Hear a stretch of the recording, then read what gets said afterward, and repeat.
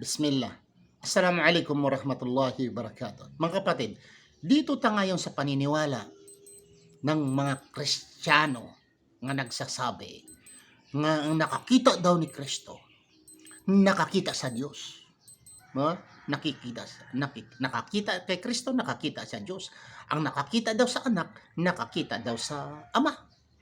Saan mabasa?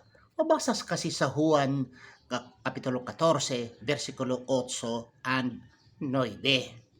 Kasi si Philip, sabi niya, si Philip sabi niya, Panginoon, Lord, ipakita mo sa amin ang Ama. Ama, meaning ang Diyos. At it suffices us. At sapat na sa amin, pag nakakita kami sa Ama, tama na sa amin. Ganap na.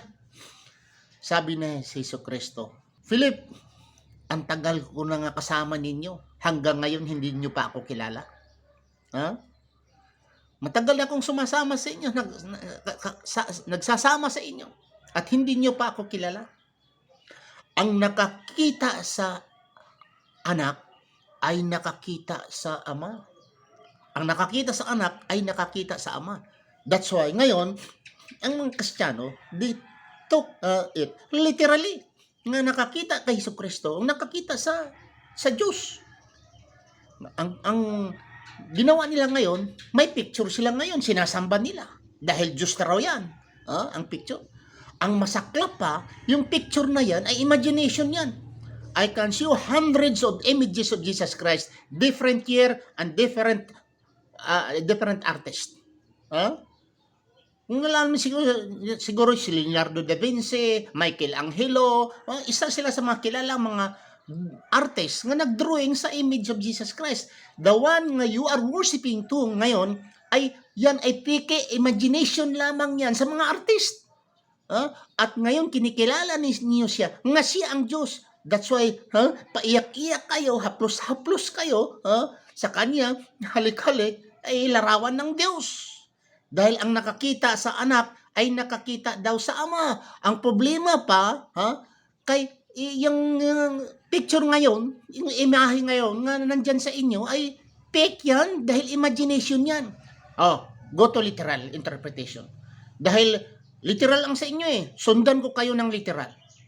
Diba? Si Jesucristo ay tao. More than 80 times Jesus Christ repeated in the Gospels na siya ay tao. Tao, I'm a man that hath told you the truth. Hero of Israel, Jesus of Nazareth, a man approved by God.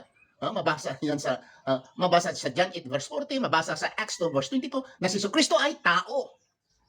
Ang nakakita kay Kristo, tao, ay nakakita din siya ng Diyos. Yun ang pag-isip ninyo. Pero, tingnan nyo. Punta kayo ngayon doon sa Genesis chapter 1 verse 26. A man created by the image of God and the likeness of God.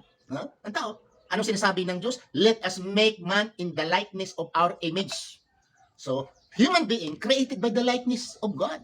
So, kung literal ang inyong pagka-interpret, ang nakakita kay Abraham Rumas, nakakita din pala sa Diyos. Di ba?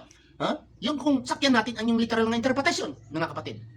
Bagkos, ang sinasabi ni Jesucristo, Juan 1:18, walang nakakita sa Diyos kailanman. No one had seen God at any time, that ever seen God at any time. Kaming mga Muslim, naniniwala kami nga makakita kami sa Diyos in the day of judgment doon sa paraiso. Kung nandoon na kami sa paraiso, human being can see God face to face.